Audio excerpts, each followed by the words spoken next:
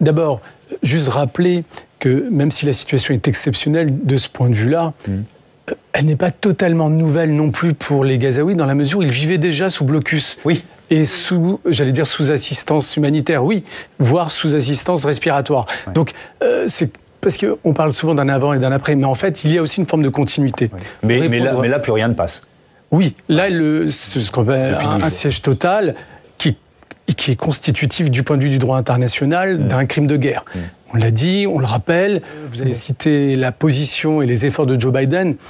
C'est le même Joe Biden qui, d'un côté, effectivement, et vous avez raison de le rappeler, a appelé plus ou moins publiquement les Israéliens à prêter l'oreille précisément à ses obligations en la matière, notamment en matière de droit international humanitaire, et en même temps qui a fait voter contre les deux résolutions qui appelaient au sein du Conseil de sécurité à précisément répondre à cette urgence humanitaire. Donc là, il y a une contradiction qui s'explique par le fil rouge de la position américaine dans ce conflit, à savoir un soutien inconditionnel, ce qui place mécaniquement la question humanitaire encore aujourd'hui, pour l'instant, au second plan. Ouais.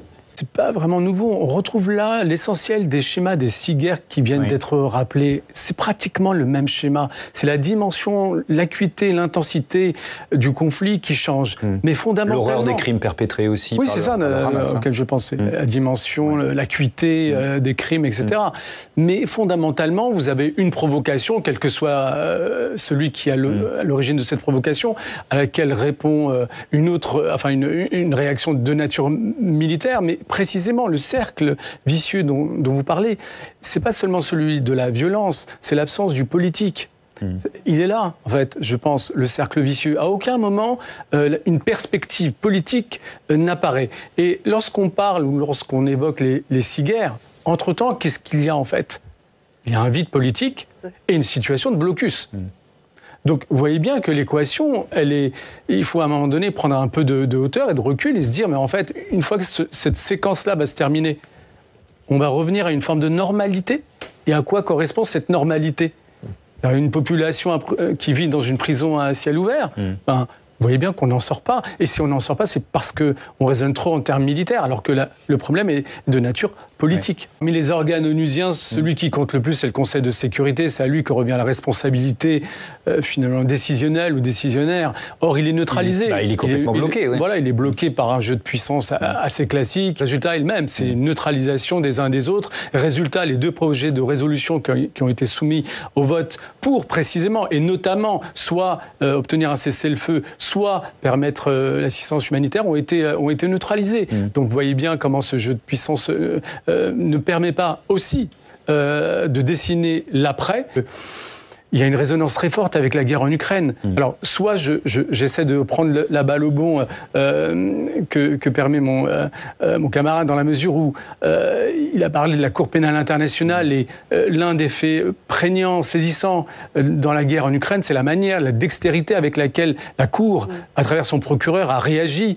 C'était très important, symboliquement, politiquement et juridiquement, qu'il aille mener des enquêtes soutenues par les États membres de la Cour pénale pour essayer d'établir les faits et de faire la démonstration des crimes de guerre russes sur le territoire ukrainien. Et malheureusement, il y a un contraste saisissant avec la passivité, le silence des mêmes instances de la Cour pénale internationale, notamment, que je soutiens, moi, en tant qu'instance. J'y crois, il faut qu'elle fonctionne.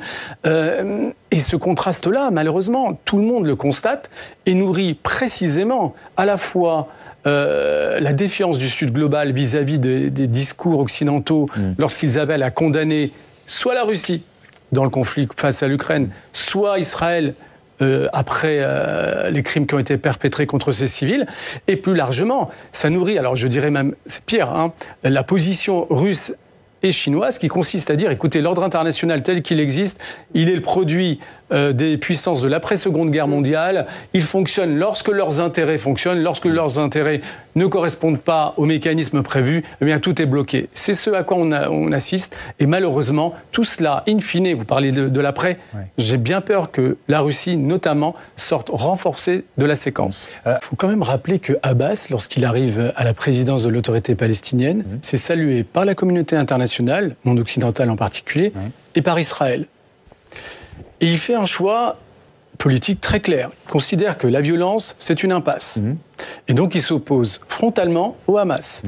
Et il considère que le destin des Palestiniens passe par une stratégie diplomatique qui va se traduire par une offensive à l'ONU, puisque les Palestiniens vont demander un statut d'État membre, et une offensive vers la Cour pénale internationale, même chose, avec une demande de statut d'État membre. Il a échoué. Non seulement il avait raison, on a tous dit oui, une solution politique. Mais il a échoué, il n'a pas échoué. La violence n'était pas la solution. Il a échoué, mais il ne voulait pas échouer. Il y avait une volonté politique de son côté, et cette volonté n'a été soutenue ni par les Occidentaux, lors des différents votes, soit à l'Assemblée générale des Nations Unies, ou plutôt au Conseil de sécurité, soit au niveau de la Cour pénale internationale, ni par les dirigeants israéliens, qui en fait n'ont pas joué le jeu, autrement dit, n'ont pas saisi la main tendue par ce président de l'autorité palestinienne qui venait succéder à Arafat, qui était honni par les dirigeants palestiniens, israéliens. Donc là, l'impasse, vous voyez, à un moment donné, renvoie à la question de la responsabilité politique des uns et des autres. Allez, Le rapport entre la France et le conflit israélo-palestinien s'inscrit dans une histoire longue, dans la mesure où nos présidents, qui sont responsables de la politique étrangère, se sont traditionnellement engagés sur ce dossier, avec une ligne assez claire à l'époque du général de Gaulle, jusqu'au président Chirac. Il y a eu une continuité qu'on résume par la formule bien connue, la ligne politique gaulo-mitterrandienne, qui est assez simple à comprendre. C'est celle qui consiste à renvoyer au respect du droit international et à la perspective d'une solution à deux États. Or, on s'en est éloigné ? Je pense, oui. Je pense qu'on s'est éloigné de cette ligne-là, de cet équilibre-là, depuis la présidence Sarkozy et surtout depuis la présidence Hollande, qui connaît aujourd'hui une consécration, une formalisation, je dirais, à travers la présidence Macron, que je résumerai en quelques mots, une mise en retrait par rapport à ce dossier, parce que précisément il n'y a pas grand-chose à gagner, il y a très peu de leviers ou de marge d'action pour la France sur ce dossier-là. Et puis deuxièmement, comme vous l'avez dit, une dimension interne, parce que à côté de cette formule lancinante à l'égard du risque d'importation du conflit, qui est assez hypocrite, je pense, en fait, c'est une question aussi d'ordre interne. C'est pas le conflit en tant que tel, mais la question, le dossier, elle affecte notre vie publique, voire certains foyers privés.